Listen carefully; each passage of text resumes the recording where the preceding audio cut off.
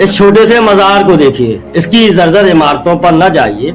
इसके अंदर वो शेर सो रहा है जिसकी एक दहाड़ ब्रिटिश हुकूमत के किले को हिला देती थी। वो शख्स है जिसने फैजाबाद, सुल्तानपुर, रायबरेली, उन्नाव, सीतापुर, शाहजहांपुर आदि को अपनी आगोश में समेट लिया था।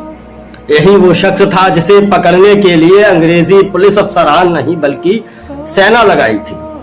इस इमारत में न सिर्फ एक शरीर दफन है बल्कि दफन है इसमें फैजाबाद वालों की गौरव गाथा। इसमें दफन है राजा जगन्नाथ का अंग्रेजों के प्रति वफादारी का नमूना। इसमें दफन है मौलवी अहमदुल्ला शाह, वही अहमदुल्ला शाह जिसको नाना साहब पेशवा का साथ तो मिला मगर दूसरी ओर मिली राजा जगन्नाथ सिंह की और उसके भाई बलदेव सिंह की गद्दारी।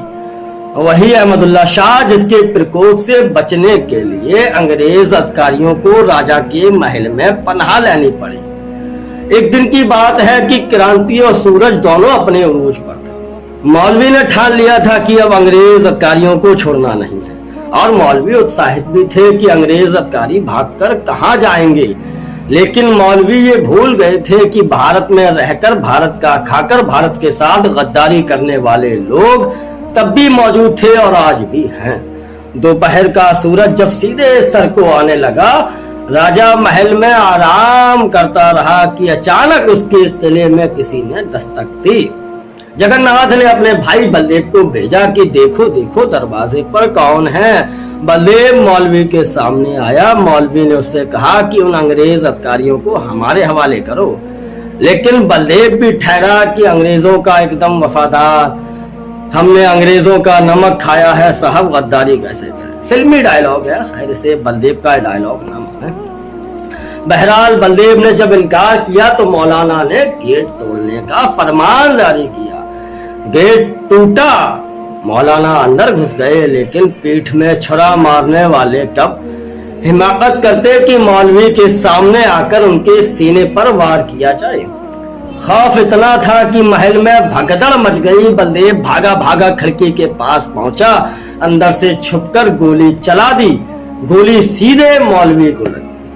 मौलवी जिस भारत की मिट्टी पर सजदा करते थे उसी मिट्टी ने मौलाना को अपनी आगोश में समेट लिया। लेकिन ठहरिए, अभी अंग्रेजों के प्रति वफादारी पूरी नहीं हुई। ये तो बलदेव की वफादारी थी। अब जगन्नाथ की सुनिए।